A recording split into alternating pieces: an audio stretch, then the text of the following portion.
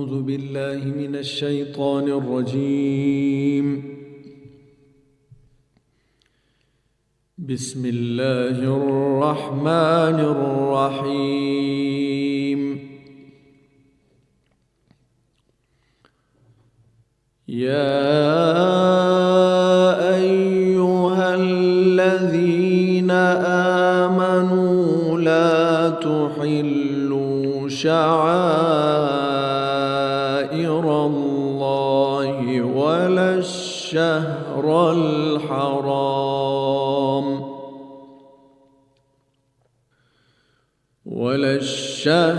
الحرام ولا الهدي ولا القلائد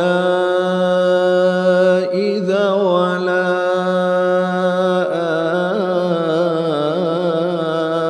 آمين البيت الحرام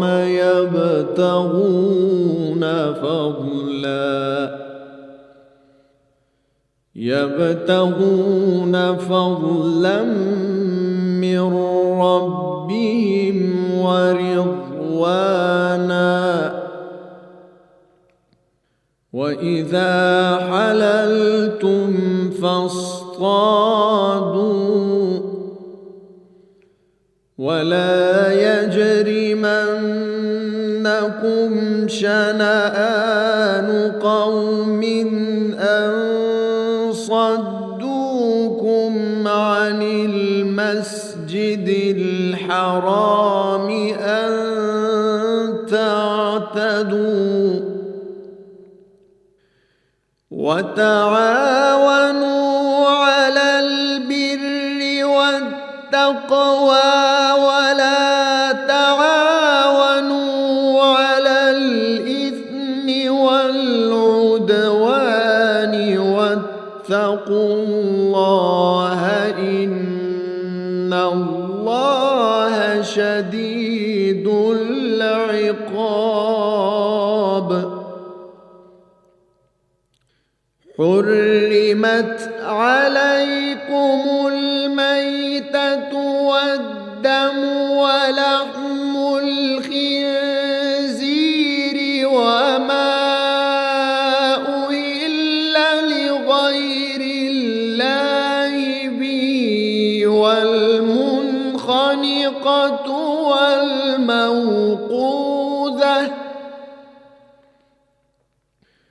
والموقوذة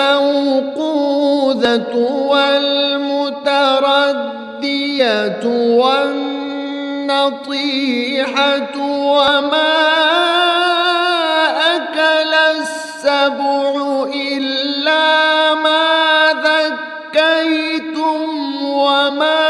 ذبح على النصب وأن تستقسموا بالأزلام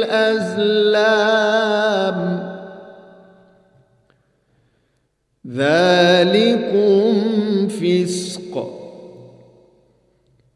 اليوم يئس الذين كفروا من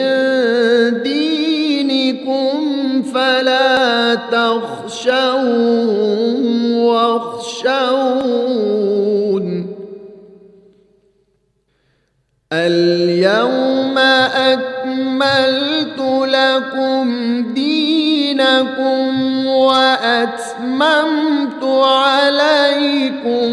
نعمتي ورضيت لكم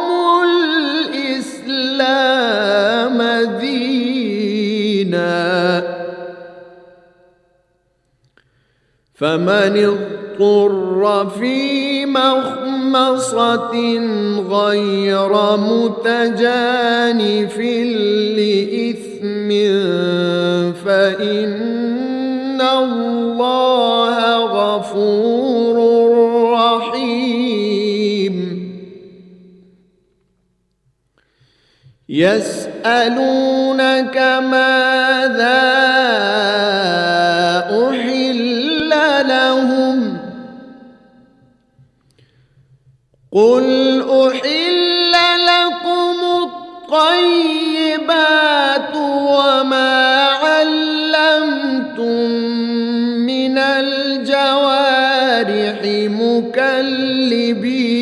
لتعلمونهن مما علمكم الله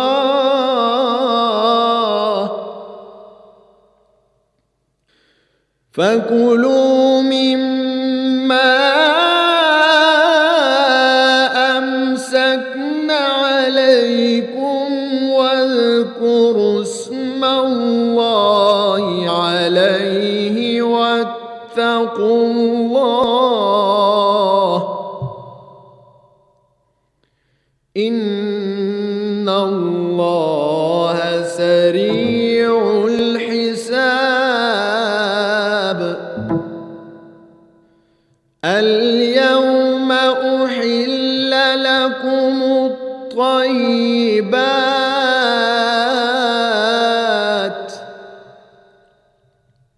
وطعام الذين أوتوا الكتاب حل لكم وطعامكم حل لهم والمحصنات من المؤمنات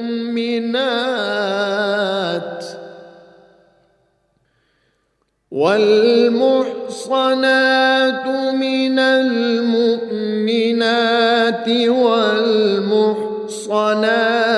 من الذين أوتوا الكتاب من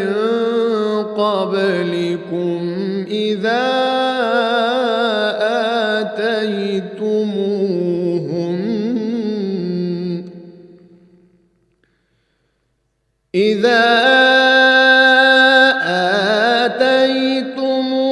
آتيتموهن أجورهن محصنين غير مسافحين ولا متخذي أخدان ومن يكفر بالإيمان فقد حبط عمله وهو في الآخرة من الخاسرين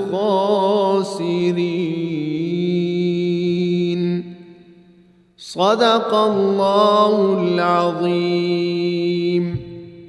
شروع اللہ کے نام سے جو بڑا مہربان نہایت رحم والا ہے۔ مومنو، اللہ کے نام کی چیزوں کی بے حرمتی نہ کرنا، اور نہ ادب کے مہینے کی، اور نہ قربانی کے جانوروں کی، اور نہ ان جانوروں کی جن کے گلوں میں پٹے بندھے ہوں،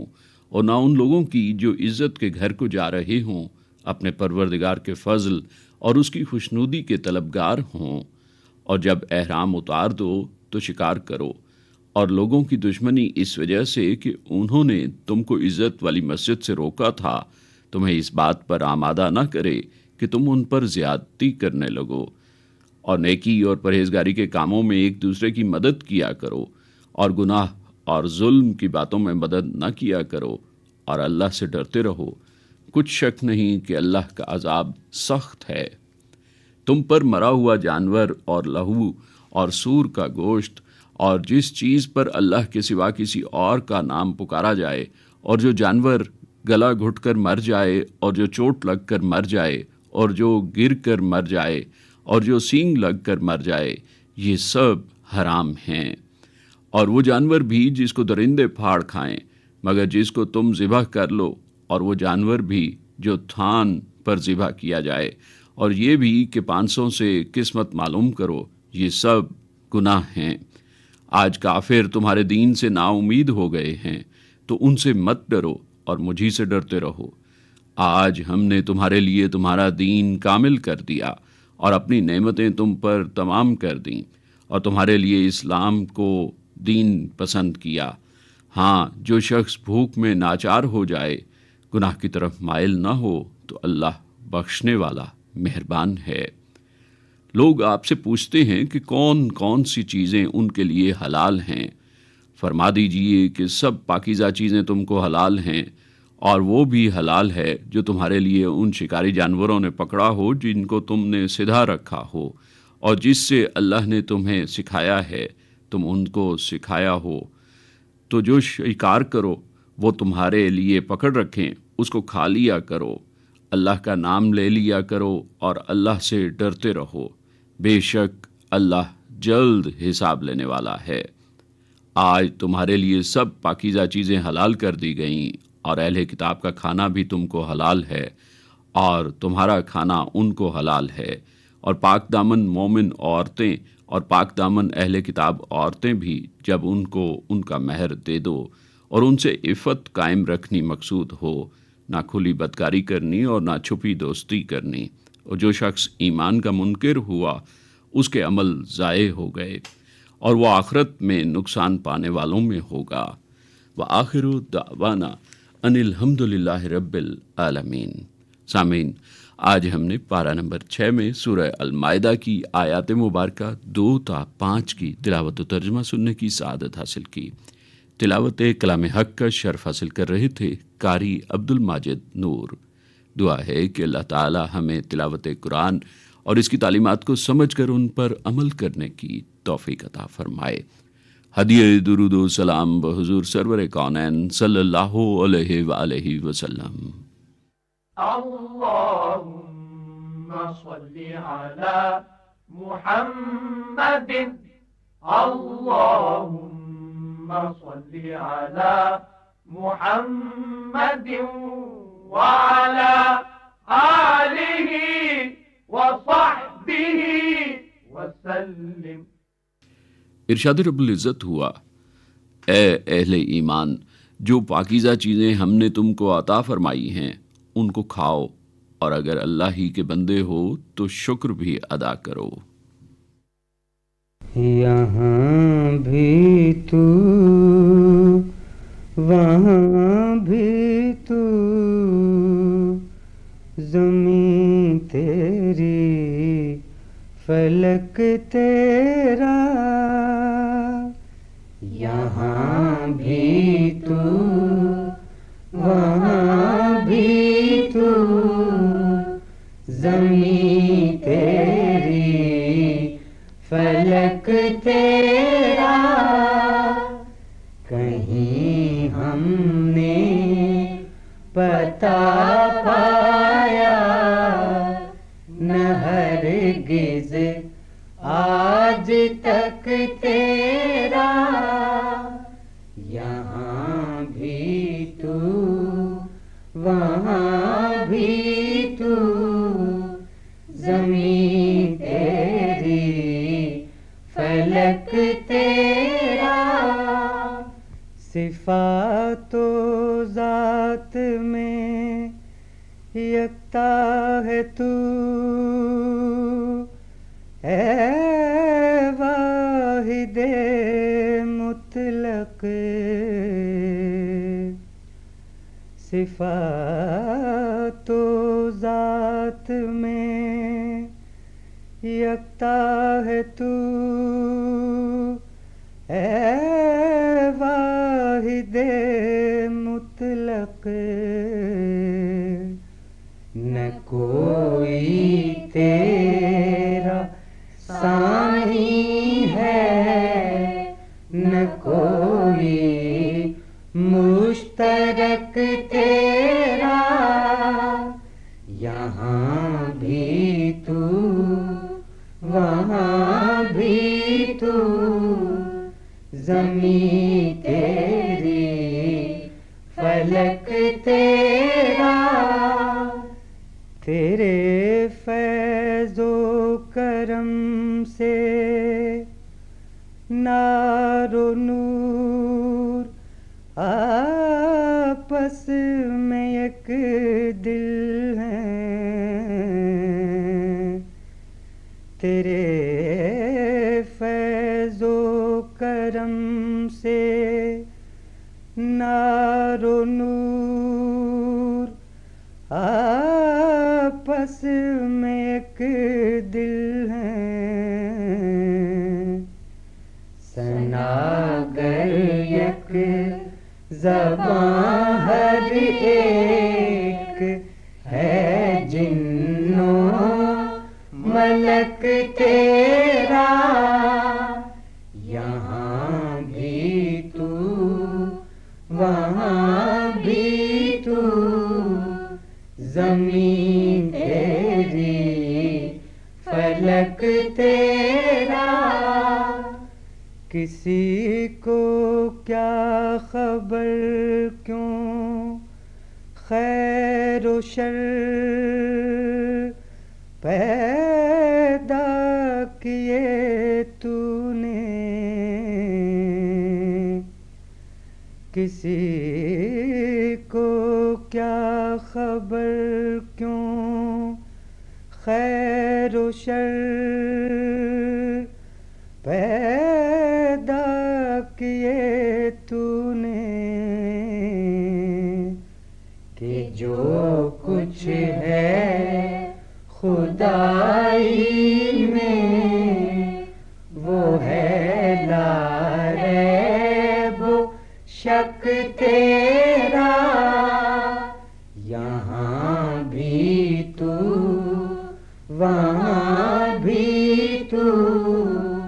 زمین تیری فلک تیرا۔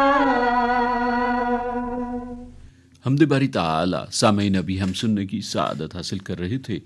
گلہائے عقیدت پیش کرنے کی سعادت حاصل کر رہے تھے مہدی حسن اور ہم نوا۔ یہ حمدیہ کلام داغ دہلوی کا تھا۔ درس حدیث۔ آئیے سامعین، تقاریر کا سلسلہ سنتے ہیں، جس میں آج ہم حافظ احمد حماد کی گفتگو سن رہے ہیں۔ بسم اللہ الرحمن الرحیم، الحمد للہ رب العالمین، والصلاة والسلام على سید الانبیاء والمرسلین وعلى آلہ وصحبہ اجمعین، وبعد۔ معزز سامعین، آج ہم رسول اللہ صلی اللہ علیہ وآلہ وسلم کے ایک اور ارشاد کے ساتھ آپ کے سامنے حاضر ہوئے ہیں۔ یہ حضرت عبداللہ ابن عمر رضی اللہ تعالی عنہ سے روایت ہے کہ اللہ کے رسول صلی اللہ علیہ وسلم نے فرمایا، من ابتاع طعاما فلا يبيعه حتى يستوفيه، یعنی جو انسان خرید و فروخت کرتے وقت، غلہ وغیرہ خریدتے وقت یا اس کو فروخت کرتے وقت، جب تک اس کو اپنے قبضے میں نہ لے لے، اس وقت تک کسی دوسرے کے ساتھ اسے فروخت نہ کرے۔ معزز سامعین، قرآن و سنت کی تعلیمات ایسی ہیں کہ جو انسانیت کی خیر خواہی پر مبنی ہیں۔ انسانی معاشرے کو تعلقات کے اعتبار سے دو حصوں میں تقسیم کیا جا سکتا ہے۔ انسان اپنے خالق سے تعلق قائم کرتا ہے، اسے ہم عبادات سے تعبیر کرتے ہیں۔ اس میں کلمہ شہادت ہے، نماز، زکوٰۃ، حج، روزہ اور اللہ کی عبادات کے دیگر جو ذرائع ہیں وہ سارے کے سارے اس میں شامل ہیں، یعنی اس میں تعلق مع اللہ کے جتنے بھی مظاہر ہیں وہ اس میں شامل ہیں۔ دوسرا، انسانی معاشرے کے تعلقات کا دوسرا جو ذریعہ ہے وہ اپنے جیسے دوسرے انسانوں سے انسان کا واسطہ پڑنا ہے، اسے معاملات کا نام دیا جاتا ہے۔ انسانوں کی فطری ساخت ایسی ہے کہ وہ زندگی گزارنے کے لیے باہمی تعاون اور ایک دوسرے سے لین دین کے محتاج ہیں۔ معاشرتی طور پر ہر فرد اور ہر طبقے کی ضرورت دوسرے سے وابستہ ہے۔ چنانچہ ایک مزدور انسان جس کی ضروریات زندگی بہت مختصر ہیں، اسے بھی اپنا اور اپنے بچوں کا پیٹ بھرنے کے لیے ایسے آدمی کی ضرورت ہے جس سے وہ غلہ وغیرہ لے سکے، اپنے کھانے پینے کا انتظام کر سکے۔ اسی طرح کاشتکار کو اس مزدور کی ضرورت ہے جس سے وہ کھیتی باڑی کے کاموں میں مدد لے سکے۔ پھر ان دونوں کو ایک ایسا آدمی چاہیے جو ان کی سترپوشی کے لیے کپڑا تیار کرے، پھر سر چھپانے کے لیے مکان اور بیماری کی صورت میں علاج معالجے کی ضرورت ہے۔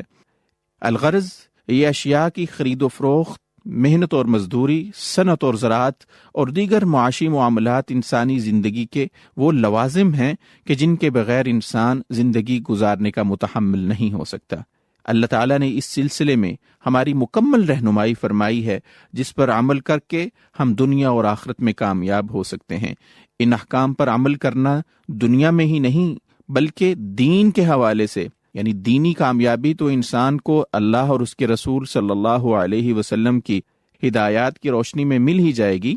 لیکن اگر انسان ان احکامات پر عمل کرتے ہوئے اپنی زندگی گزارتا ہے تو انسان دنیا میں بھی سرخ روح ہو سکے گا، اور دنیا میں یہ جو مسائل ہیں، جھگڑا اور ایک دوسرے کے ساتھ رشتہ داری میں جو تناؤ کا پیدا ہونا اور معاملات میں بہتری نہ ہونے کی وجہ سے، معاملات میں وہ اسلامی اصولوں کی بنیاد پر ان معاملات کو کھڑا نہ کرنے کی وجہ سے جو فساد اور بگاڑ پیدا ہوتا ہے، اس کا خاتمہ بھی انہی احکامات پر عمل کرنے سے ممکن ہے۔ یہ حدیث مبارکہ جو میں نے آپ کے سامنے ابھی عرض کی ہے، جس میں اللہ کے رسول صلی اللہ علیہ وسلم نے فرمایا ہے کہ من ابتاع طعاما فلا يبيعه حتى يستوفيه۔ حضرت عبداللہ ابن عمر فرماتے ہیں کہ اللہ کے رسول نے فرمایا، جو شخص غلہ خریدے تو جب تک اسے اپنا پورا وصول نہ کرے، یعنی اسے اپنے قبضے میں نہ لے لے، اسے آگے فروخت نہ کرے۔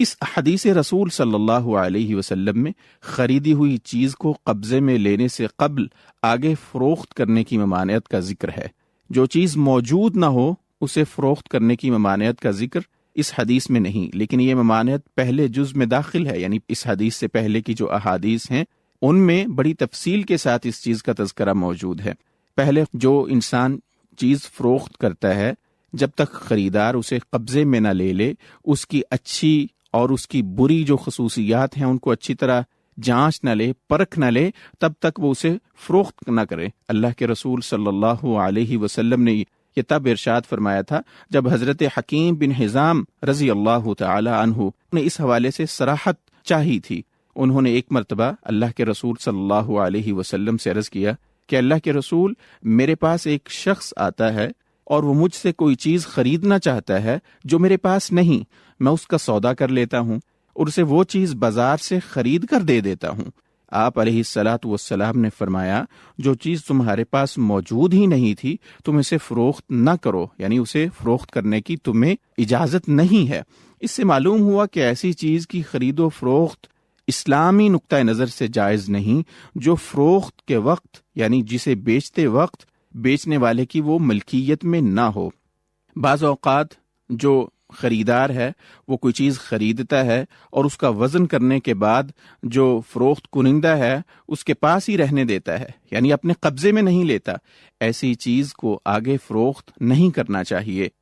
حضرت ابن عباس رضی اللہ تعالی عنہما سے روایت ہے، وہ فرماتے ہیں چونکہ اس حدیث میں غلے کا ذکر ہے، اس لیے انہوں نے قیاس کیا کہ ہر چیز جو غلے کے حکم میں آتی ہے، دراصل حضرت حکیم بن حزام رضی اللہ تعالی عنہ سے جو حدیث روایت ہے اس میں آپ علیہ الصلاۃ والسلام نے فرمایا، جب بھی تم کوئی چیز خریدو تو اسے قبضے میں لینے سے پہلے فروخت نہ کرو۔ اسی طرح حضرت زید بن ثابت رضی اللہ تعالی عنہ سے روایت ہے کہ رسول اللہ صلی اللہ علیہ وسلم نے فرمایا، سودے کو ایسی جگہ فروخت کرنے سے باز رہو جہاں اسے خریدا گیا ہو، یہاں تک کہ لوگ اسے اپنے ٹھکانوں میں لے جائیں۔ بہرحال خریدی ہوئی چیز غلہ ہو یا اس کے علاوہ کوئی چیز، قبضے سے پہلے اسے آگے فروخت نہیں کرنا چاہیے۔ ہمارے ہاں یہ کھل اور دیگر جو اشیاء جسے گودام میں رکھا جا سکتا ہے اسے کارخانے میں بھی رہنے دیا جاتا ہے، مالک کو قیمت ادا کر کے اس سے پرچی لے لی جاتی ہے، پھر اس پرچی کو آگے فروخت کر دیا جاتا ہے۔ ایسا کرنا اس حدیث کی روح سے جائز نہیں ہے، اور یہی وجہ ہے کہ آج ان لین دین کے معاملات میں ان شرعی اصولوں کی پاسداری نہ کرنے کی وجہ سے فساد پیدا ہوتے ہیں اور جو تجارت ہے وہ ممنوع قرار پاتی ہے۔ آپ دیکھیے ہمارے یہاں پر مختلف جو ہاؤسنگ سوسائٹیز میں ایسا ہوتا ہے کہ زمین ایک خریدی جاتی ہے اور اس کے اندر مثال کے طور پر اگر 50 پلاٹ ہیں، لیکن اس کو عمومی طور پر یہ اعلان کر دیا جاتا ہے کہ یہ زمین ہم نے خریدی ہے، اس میں جو لوگ پلاٹ لینا چاہتے ہیں وہ اپلائی کر دیں، درخواست دیں۔ اب ہمارے پاس ان کے پاس زمین صرف 50 پلاٹوں کی ہے، لیکن وہ 300 400 500 درخواستیں اپنے پاس رکھ لیتے ہیں، اور وہ اس نیت سے درخواستیں رکھتے ہیں کہ یہ جو ساتھ والی زمین ہے وہ بھی ہم لے لیں گے۔ ابھی انہوں نے اپنے قبضے میں نہیں لی ہوتی، ابھی وہ ان کی ملکیت نہیں ہوئی ہوتی، لیکن وہ اسے آگے فروخت کرنا شروع کر دیتے ہیں۔ اور بعض دفعہ ایسا بھی ہوتا ہے کہ جو ساتھ والی زمین ہے وہ ان کو نہیں ملتی، جس کی وجہ سے جو لوگوں نے ان سے پلاٹ خریدے ہوئے ہوتے ہیں، جو فائلیں خرید رکھی ہوتی ہیں، جب ان کو وہ زمین کا ٹکڑا نہیں ملتا، پلاٹ نہیں ملتا، تو معاملات عدالتوں میں چلے جاتے ہیں۔ عدالتوں میں اگر معاملات طے نہ ہوں تو یہ آپس میں قتل و غارت گری اور فساد پیدا ہوتا ہے۔ یہ سارے معاملے کی وجوہات یہی ہیں کہ نبی کریم صلی اللہ علیہ وسلم کے یہ خوبصورت ارشادات جو انسانیت کی خیرخواہی پر مبنی ہیں، ہم اپنی تجارت کو، ہم اپنے معاملات کی بنیاد میں ان ہدایات کو سامنے نہیں رکھتے، جس کی وجہ سے معاملات میں بگاڑ پیدا ہوتا ہے۔ ضرورت اس امر کی ہے کہ ہم اپنے مالی لین دین اور تجارت کے معاملات میں ان ہدایات کو، ان ارشادات کو سامنے رکھیں۔ اللہ تعالی ہماری مکمل صحیح رہنمائی فرمائیں اور قرآن و سنت پر عمل کرنے کی ہمیں توفیق عطا فرمائیں۔ والسلام علیکم ورحمۃ اللہ وبرکاتہ۔ درس حدیث تقاریر کا سلسلہ سامعین ابھی ہم سن رہے تھے، جس میں آج ہم نے حافظ احمد حماد کی گفتگو سنی۔ دل میں اترتے حرف سے مجھ کو ملا پتا تیرا، معجزہ حسن صوت کا، زمزمائے صدا تیرا، دل میں اترتے حرف سے مجھ کو ملا پتا تیرا، ہے میرا اوج فن تیرے حسن کلام کا غلام، بات تھی جاں فضا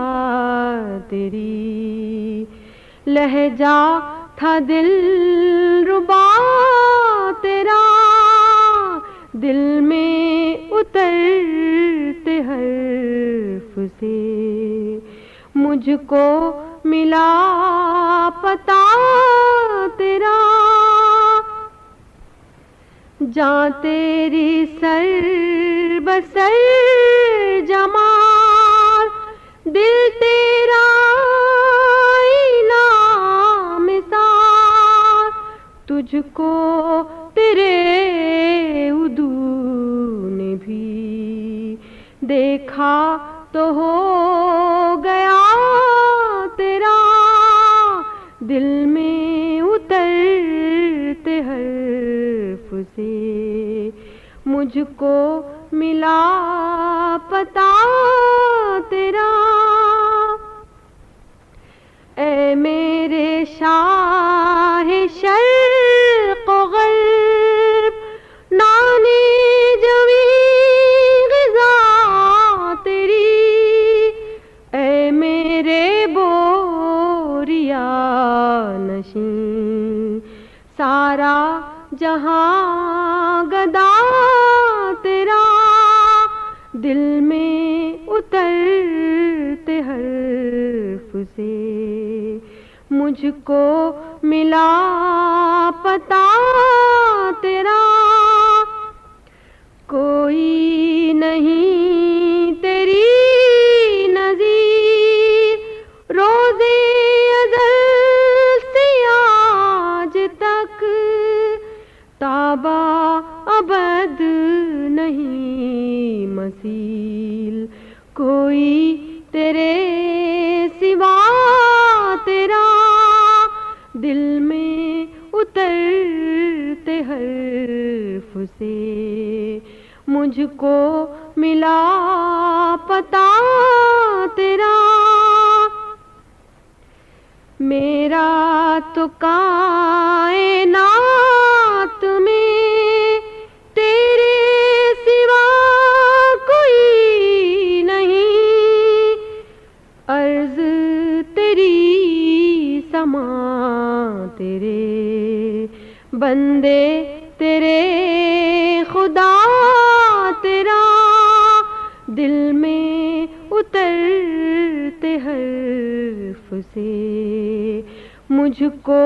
ملا پتا تیرا، دور سہی دیار نور، چور سہی میرا شعور، تو میرا حوصلہ تو دیکھ، میں بھی ہوں مبتلا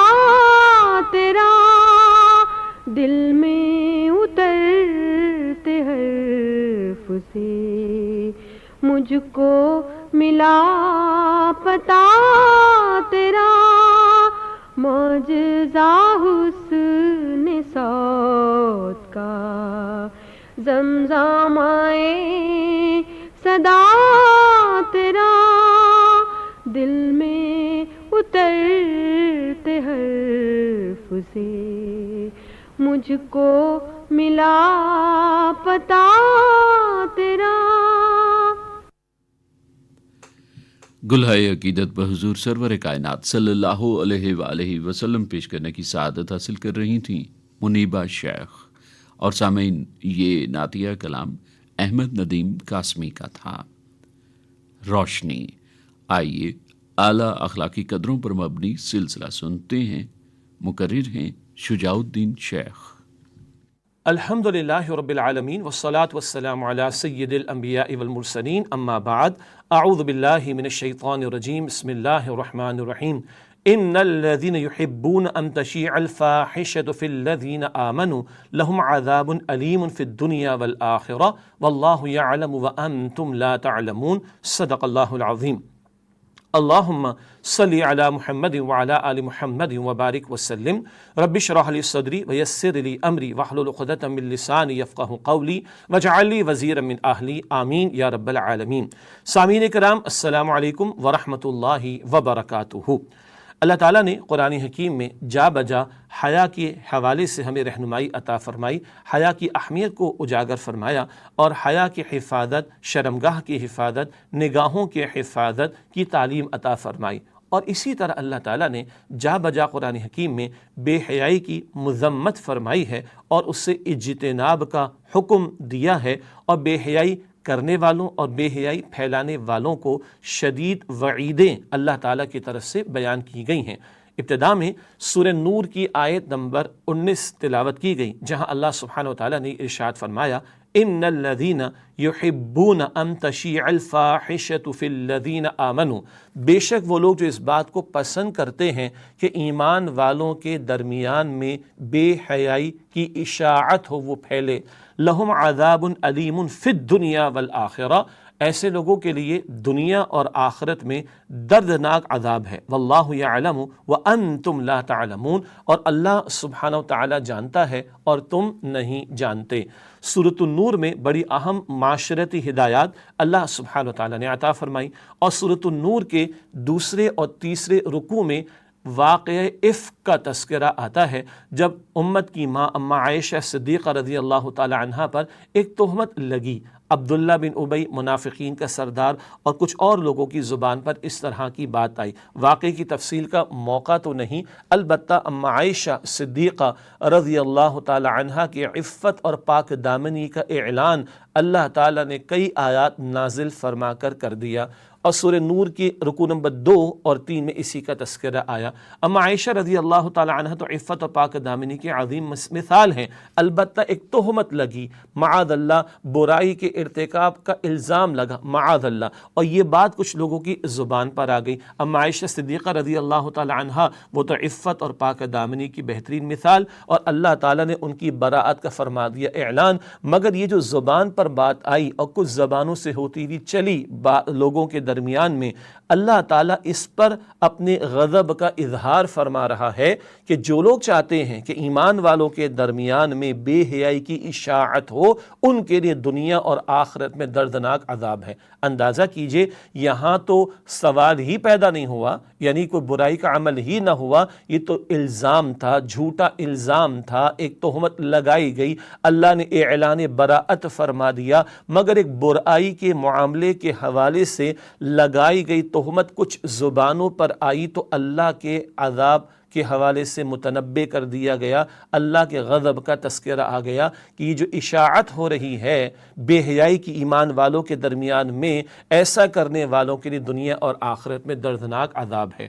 اندازہ کیجئے آج جس ماحول اور معاشرے میں ہم جی رہے ہیں، جہاں بے پردگی کا معاملہ، مرد اور عورت کے آزاد اختلاط کا معاملہ، فلمیں، ڈرامے، ناچ گانے، کانسرٹس کے معاملات اور اس طرح اور گناہ کی دعوتیں، تعلیمی اداروں میں بے حیائی کے کلچر کو فروغ دینے کا معاملہ، میڈیا پر بے حیائی کے کلچر کو فروغ دینے کا معاملہ، مغرب کی بے خدا تہذیب جس کو بجا طور پر کہہ سکتے ہیں کہ دجالی تہذیب ہے، اس کے اثرات کے تحت مرد اور عورت کا آزاد اختلاط، نکاح کے بندھن کا معاذ اللہ انکار، ہم جنس پرستی کے فروغ کی باتیں معاذ اللہ ثم معاذ اللہ، یہ جو ہمارے ہاں ماحول بنا ہوا ہے، کہیں گھروں کے اندر لوگوں نے خود بنایا، کہیں کوئی سرمایہ دار طبقہ یہ کام کرتا ہے، یہ سارا کچھ جو ہمارے معاشرے میں پھیل رہا ہے، اندازہ کیجئے اس پر اللہ تعالیٰ کا کتنا غضب بھڑکے گا۔ نبی اکرم صلی اللہ علیہ وسلم نے ارشاد فرمایا، ترمذی شریف کی بھی روایت، جس قوم میں بے حیائی پھیل جاتی وہاں قتل و غارت گری عام ہو جاتی ہے،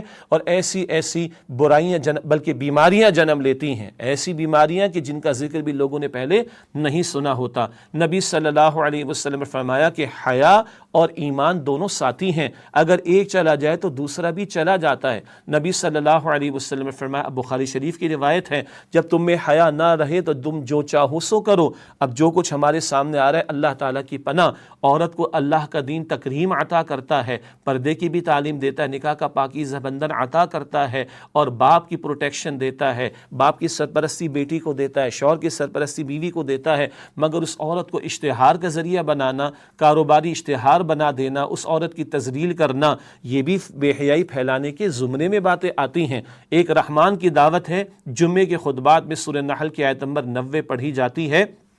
ینہا عن الفحشاء، رحمان تو تمہیں بے حیائی سے روکتا ہے، اور سورۃ البقرہ میں ذکر آتا ہے شیطان کے بارے میں، یأمرکم بالفحشاء، تمہیں بے حیائی کی دعوت دیتا ہے۔ اب ہم نے طے کرنا ہے کہ رحمان کی بات ماننی ہے یا شیطان کی۔ اللہ تعالی ہماری حیا اور ہمارے ایمان کی حفاظت فرمائے، عفت و پاک دامنی والا رویہ عطا فرمائے، نکاح کے پاکیزہ بندھن کو پروموٹ کرنے کی اور ترغیب دینے کی اور ترویج دینے کی توفیق عطا فرمائے، اور بے حیائی، بے پردگی، فحاشی اور ریانی کی ہر شکل سے اللہ تعالی ہم سب کی حفاظت فرمائے، آمین یا رب العالمین۔ وآخر دعوانا ان الحمد للہ رب العالمین، والسلام علیکم ورحمۃ اللہ وبرکاتہ۔ روشنی اعلیٰ اخلاقی قدروں پر مبنی سلسلہ سامعین ابھی ہم سن رہے تھے، جس میں آج ہم نے شجاع الدین شیخ کی گفتگو سنی۔ نبی کریم صلی اللہ علیہ وآلہ وسلم نے ارشاد فرمایا، وہ علم جس سے نفع نہ پہنچے اس خزانے کی مانند ہے جس کو اللہ تعالیٰ کی راہ میں خرچ نہ کیا جائے۔ گیسوے تاب دار کو اور بھی تاب دار کر، گیسوے تاب دار کو اور بھی تاب دار کر، ہوش و خرد شکار کر، قلب و نظر شکار کر، ہوش و خرد شکار کر، قلب و نظر شکار کر، گیسوے تاب دار کو اور بھی تاب دار کر، عشق بھی ہو حجاب میں، حسن بھی ہو حجاب میں، عشق بھی ہو حجاب میں، حسن بھی ہو حجاب میں، یا تو خدا شکار ہو یا مجھے آشکار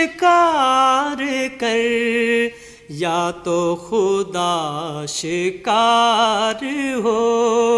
یا مجھے آشکار کر، گیسوے تاب دار کو اور بھی تاب دار کر، ہوش و خرد شکار کر، قلب و نظر شکار کر،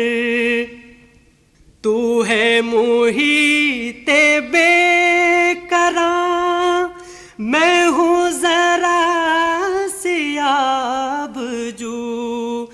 تو ہے محیط بے قرار، میں ہوں ذرا یا مجھے ہم کنار کر، یا مجھے بے کنار کر، یا مجھے ہم کنار کر، یا مجھے بے کنار کر، گے سوئے تابدار کو اور بھی تابدار کر، ہوش و خرد شکار کر، قلب و نظر شکار کر،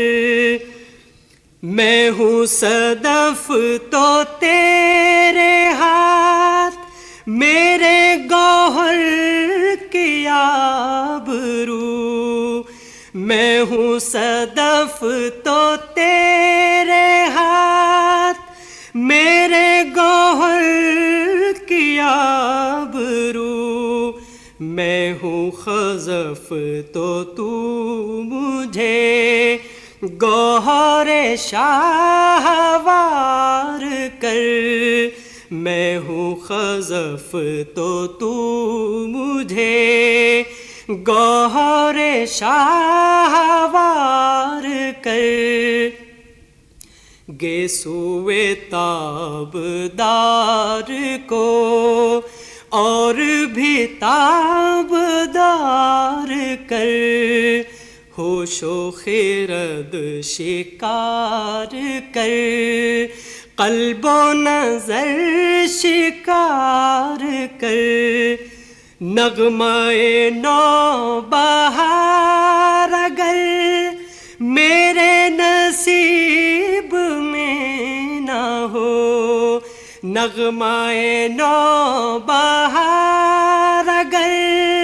میرے نصیب میں نہ ہو،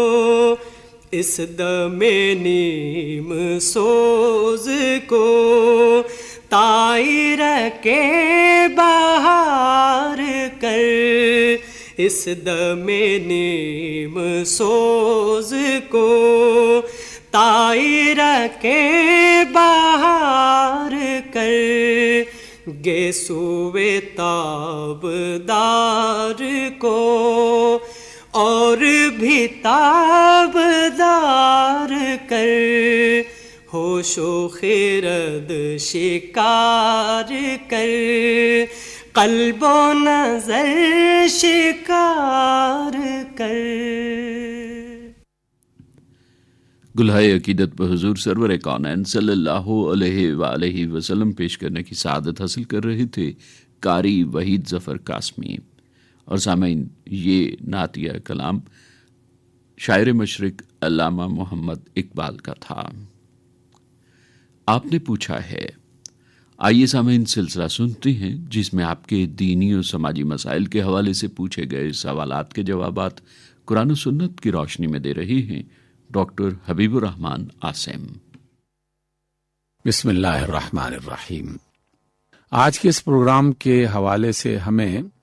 لاڑکانہ سے خط لکھا ہے محترم الہی بخش صاحب نے۔ آپ یہ لکھتے ہیں کہ حالات کی سختی اور معاشی پریشانیوں کی وجہ سے شکر گزاری کی زندگی بسر کرنا بہت مشکل ہو گیا ہے، کیا کرنا چاہیے؟ محترم الہی بخش صاحب، یہ کیفیت اور حالت بہت سارے لوگوں کی ہے، اور یہ بالکل وجہ ہے کہ حالات اس قدر سنگین ہوتے چلے جا رہے ہیں کہ انسانوں کے لیے کئی خاندان اور کئی افراد ایسے ہیں جن کے لیے 2 وقت کی روٹی جو ہے وہ پوری کرنا مشکل ہو گئی ہے، اور دیگر جو ضروریات زندگی ہیں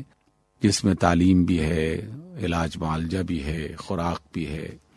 اور چادر چار دیواری کی حفاظت بھی ہے، ان تمام چیزوں کی ضرورتیں پوری کرنے کے لیے یقیناً مال کی ضرورت پڑتی ہے، اور وہ حالات تنگ سے تنگ ہوتے چلے جا رہے ہیں۔ ایسے عالم میں اکثر اوقات انسان جو ہے وہ ناشکری کے راستے پر چل پڑتا ہے۔ کیا ہم نہیں دیکھتے کہ بہت سارے لوگ وہ ایسے حال میں چوری کرنا شروع کر دیتے ہیں، کچھ لوگ راہزنی کا راستہ اختیار کر لیتے ہیں، کچھ لوگ فریب کاری اور دھوکہ دہی کا راستہ اختیار کر لیتے ہیں۔ لیکن اگر سچے دل سے اپنے آپ پر توجہ دی جائے اور سوچا جائے تو ایسا نہیں ہے کہ سنگین حالات میں انسان شکر گزاری کی زندگی بسر نہیں کر سکتا. یہ محض ایمان کی کمزوری اور یقین کی کمی ہوتی ہے جس کی وجہ سے وہ شیطان کے بتائے ہوئے یا اس کے سمجھائے ہوئے راستے پر چل پڑتا ہے. کیا ہمارے حالات رسول اللہ صلی اللہ علیہ وسلم کے حالات سے زیادہ سنگین ہو گئے؟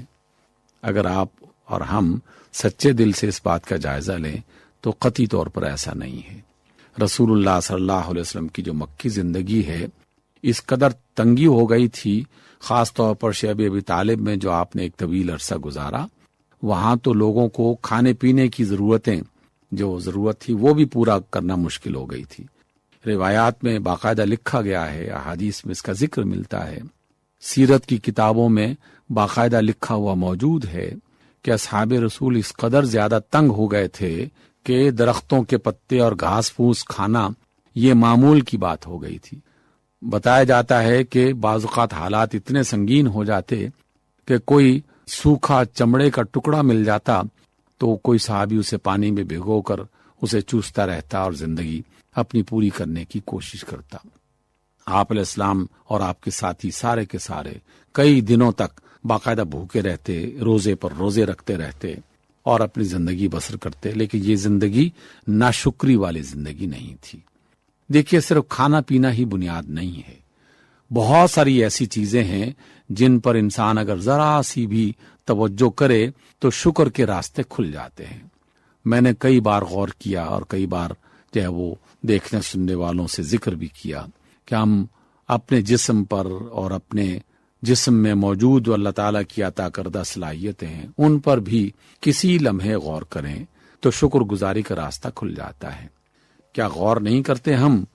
کہ اللہ تعالیٰ نے جسے نظر کی قوت عطا کر رکھی ہے اور وہ دیکھ سکتا ہے، ایک لمحے کے لیے سوچے کہ اگر اس کی بینائی مکمل ختم ہو جائے تو کیا حال ہوگا. اور اگر اللہ تعالیٰ نے اسے بینائی عطا کر رکھی ہے تو شکر گزاری کا راستہ کھلا ہے، اسے اللہ کا شکر ادا کرنا چاہیے. اس کی سماعت موجود ہے، وہ سن سکتا ہے تو اللہ کا شکر ادا کرنا چاہیے. اس کی زبان بول سکتی ہے تو اللہ تعالیٰ کا شکر ادا کرنا چاہیے. اس کے جسم کے اعضاء حرکت کر رہے ہیں تو اسے اللہ تعالیٰ کا شکر ادا کرنا چاہیے. اس کا دماغ سوچتا ہے تو اسے اللہ کا شکر ادا کرنا چاہیے. اس کے گھر بار ہے، اس کے بال بچے ہیں، اس کے دوست احباب ہیں، اس کے عزیز و اقارب ہیں تو اسے اللہ تعالیٰ کا شکر ادا کرنا چاہیے. اسے آج کا کھانا میسر آ گیا ہے، اسے اللہ تعالیٰ کا شکر ادا کرنا چاہیے.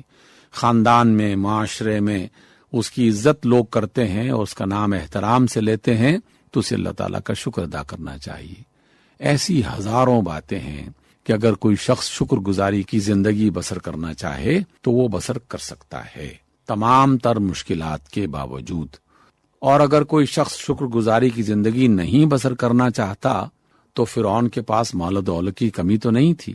اقتدار اس کے پاس تھا، اختیارات اس کے پاس تھے، چاقو چوبند دستے اس کی حفاظت کرنے والے ہر وقت موجود تھے، غلام لونڈیاں اور کنیزیں فوج در فوج ہر وقت اس کی خدمت کرنے کے لیے تیار تھے.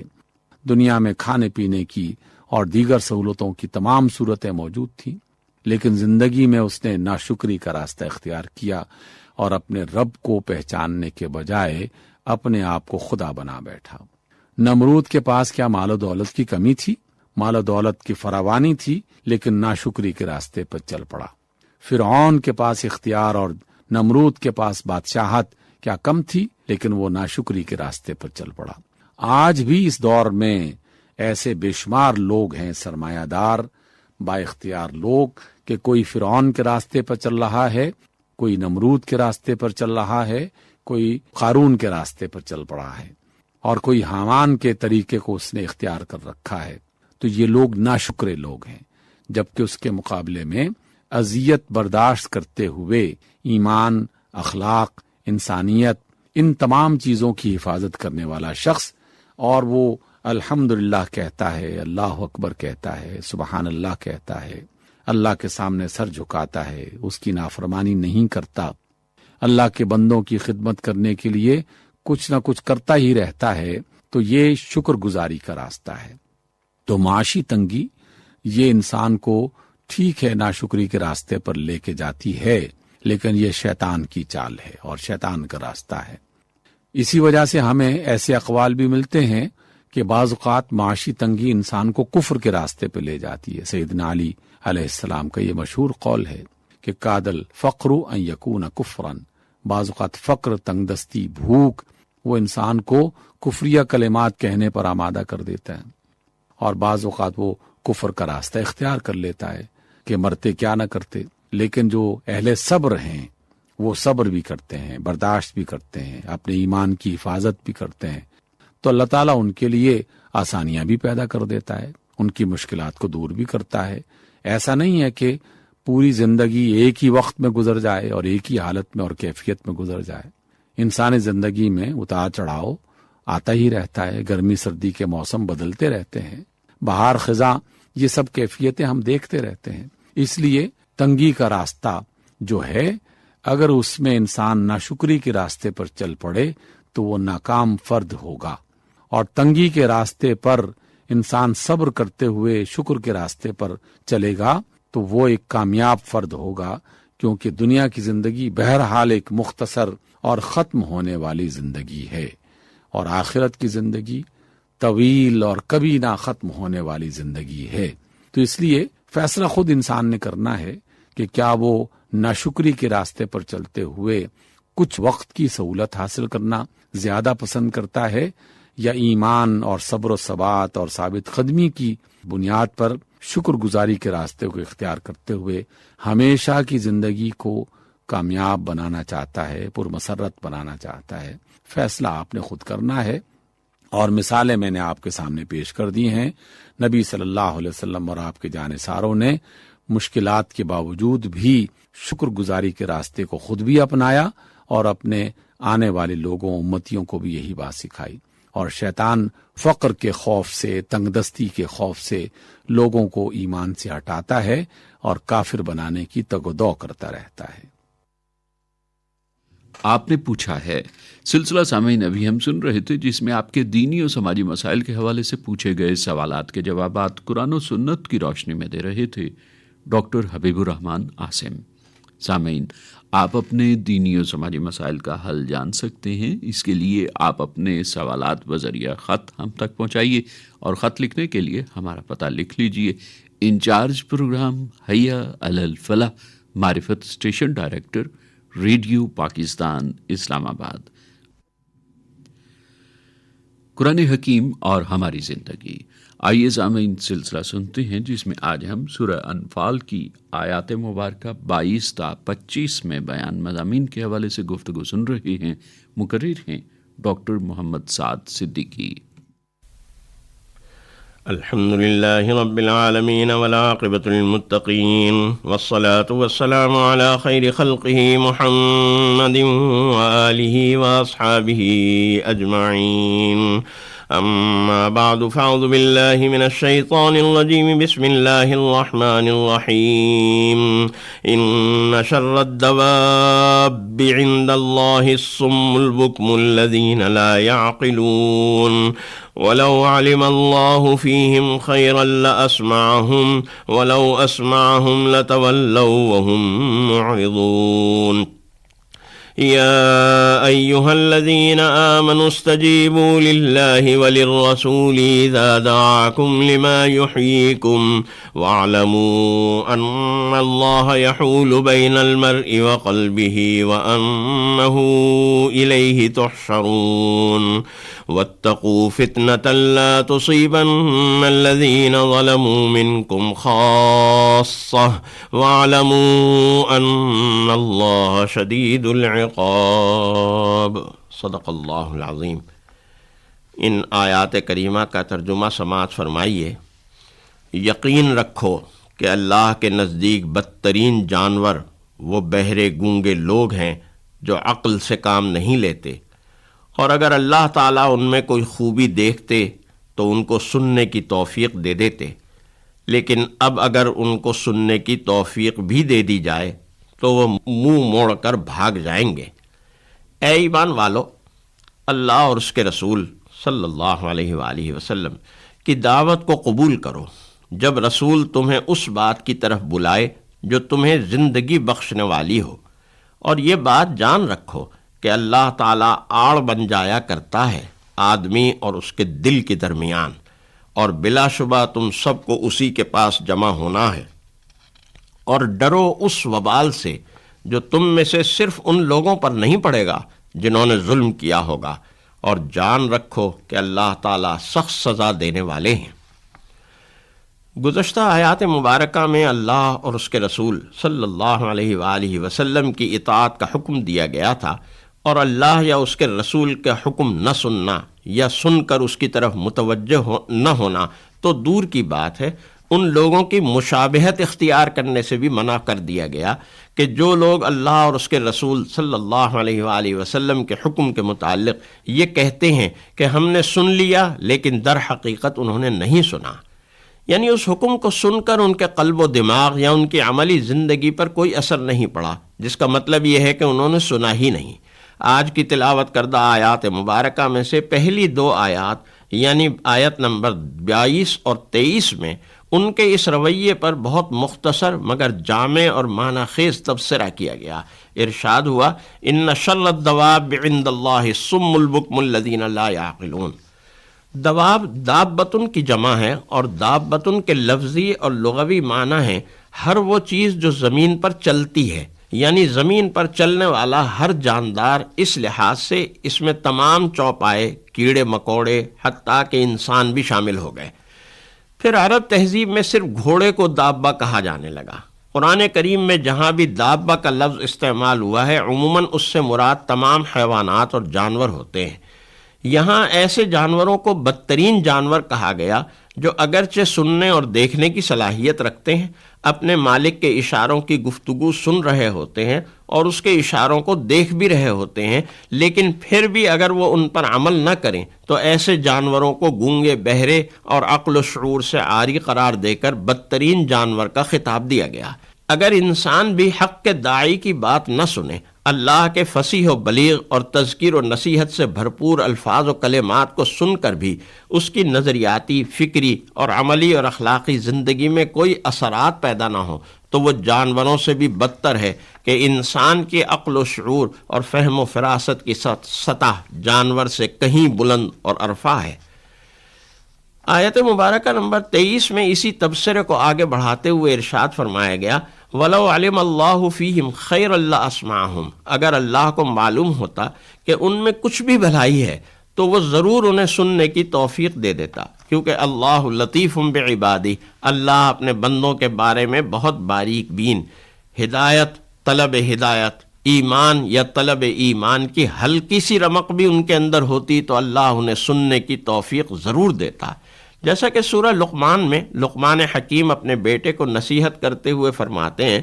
یا بنی انہا ان تک مثقال حبۃ من خردل فتکن فی صخرۃ او فی السماوات او فی الارض یأتی بها اللہ ان اللہ لطیف خبیر۔ بیٹا اگر کوئی چیز رائی کے دانے کے برابر بھی ہو، وہ کسی چٹان میں ہو یا آسمانوں میں ہو یا زمین کی تہوں میں ہو، تب بھی اللہ اسے حاضر کر دے گا، یقین جانو اللہ بہت باریک بین، بہت باخبر ہے۔ یعنی ان لوگوں کا حق سے محروم رہنا انہی لوگوں کی بے حسی کا نتیجہ ہے۔ ان کفار کی اس کیفیت اور اس پر تبصرے کے بعد اہل ایمان کو مخاطب کیا گیا، اور آیات مبارکہ نمبر 24 اور 25 میں اللہ اور اس کے رسول کی بات ماننے اور قبول کرنے کا اور اللہ سے ڈرنے کا حکم دیا گیا۔ ارشاد ہوا یا ایھا الذین آمنوا استجیبوا للہ وللرسول اذا دعاکم لما یحییکم۔ اے ایمان والو، اللہ اور اس کے رسول صلی اللہ علیہ وآلہ وسلم کی دعوت کو قبول کرو جب رسول تمہیں اس بات کی طرف بلائے جو تمہیں زندگی بخشنے والی ہو۔ اللہ انسان کا خالق ہے، اس کی زندگی کے لیے بہترین طور و طریق وہی ہوگا جس کا حکم اللہ اور اس کا رسول دے۔ جس طرح ہم اپنی زندگی میں مشینری اور برقی آلات اسی کمپنی کے مینول کے مطابق استعمال کرتے ہیں جو اس مشینری کو بنانے والی کمپنی نے جاری کیا ہے، لہذا ہماری زندگی کی بقا اور بہتری ان باتوں، ان تعلیمات اور ان احکام کو قبول کرنے میں ہے جو اللہ، جو ہمارا خالق ہے، اور اس کے رسول صلی اللہ علیہ وسلم جو ہمارے ہادی ہیں، ان کی جانب سے آئیں۔ اور یہ بات بھی یاد رکھنا کہ کبھی اللہ اور اس کے رسول کی شان میں گستاخی کا کوئی ادنا سا بھی خیال دل میں نہ آنے دینا کہ اس گستاخی کی پاداش میں اللہ بندے کے دل اور حق کے درمیان حائل ہو جاتا ہے اور ہمیشہ کے لیے ہدایت و ایمان سے محروم کر دیا جاتا ہے۔ ایمان اور رشد و ہدایت کی اس حیات بخش دعوت کو قبول کرنے کے ساتھ ساتھ آیت مبارکہ نمبر 25 میں ایک اور حکم دیا گیا، وَاتَّقُوا فِتْنَةً لَا تُصِيبَنَّ الَّذِينَ ظَلَمُوا مِنْكُمْ خَاصَّةً۔ اس آیت کریمہ میں ایک اور خاص حکم دیا گیا کہ ایک مسلمان کی ذمہ داری صرف اتنی نہیں کہ وہ خود احکام شریعت پر چلتا رہے، اسی پر اکتفا کر لے، اس کے اپنے گھر میں، معاشرے میں، ارد گرد کے ماحول میں جتنی بھی برائیاں پھیلتی رہیں اس کو ان کے روکنے کا کوئی احساس و شعور پیدا نہ ہو اور ان کے حوالے سے نہ کوئی وہ عملی کوشش کرے، نہ آواز اٹھائے۔ امت مسلمہ کے ہر فرد کی یہ ذمہ داری ہے کہ وہ زندگی کی اس بے حسی کو دور کریں اور معاشرے کی اصلاح کے لیے کوئی قدم اٹھائیں۔ وآخر دعوانا ان الحمدللہ رب العالمین۔ قرآن حکیم اور ہماری زندگی سلسلہ سامعین ابھی ہم سن رہے تھے، جس میں آج ہم نے سورہ انفال کی آیات مبارکہ 22 تا 25 میں بیان مضامین کے حوالے سے ڈاکٹر محمد سعد صدیقی کی گفتگو سنی۔ حلقے میں رسولوں کے وہ ماہ مدنی ہے،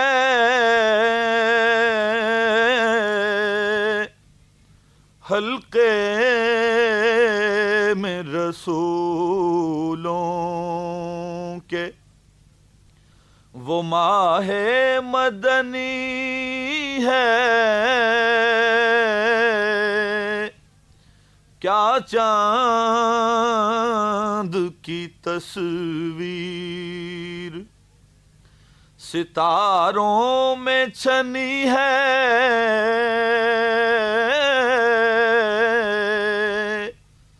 کیا چاند کی تصویر ستاروں میں چھنی ہے، حلقے میں رسولوں کے۔ کہہ دے میرے عیسیٰ سے مدینے میں یہ کوئی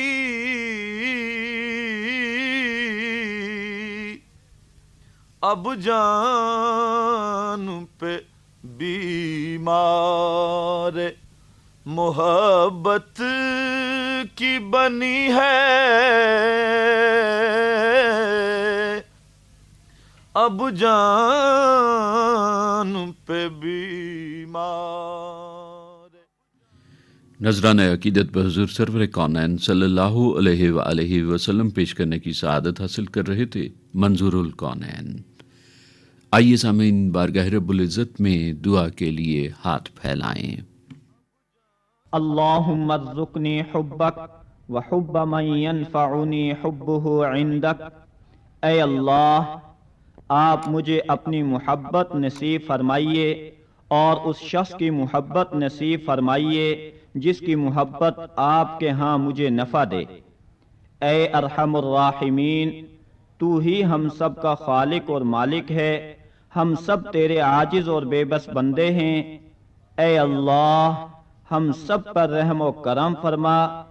اور ہم سب کو ایک دوسرے کا احترام کرنے والا بنا۔ اے اللہ، تجھے اپنی مخلوق سے بے انتہا پیار ہے اور تیرے نزدیک اے اللہ وہ شخص بہت ہی محبوب ہے جو دوسروں کے کام آئے اور مخلوق سے محبت کرے۔ اے اللہ، ہم سب کو محبت بھری زندگی نصیب فرما۔ اے اللہ، ہمیں انسانیت کا احترام کرنے اور ہر انسان کی قدر و قیمت سمجھنے کی توفیق نصیب فرما۔ اے اللہ، ہم سب کو اسلامی اصولوں پر چلتے ہوئے والدین کی خدمت کرنے، بڑوں کی عزت کرنے اور بچوں پر شفقت کرنے والا بنا، اور سارے انسانوں کے حقوق ادا کرنے اور ان کے ساتھ ایثار و قربانی سے پیش آنے کا جذبہ نصیب فرما۔ آمین یا ارحم الراحمین۔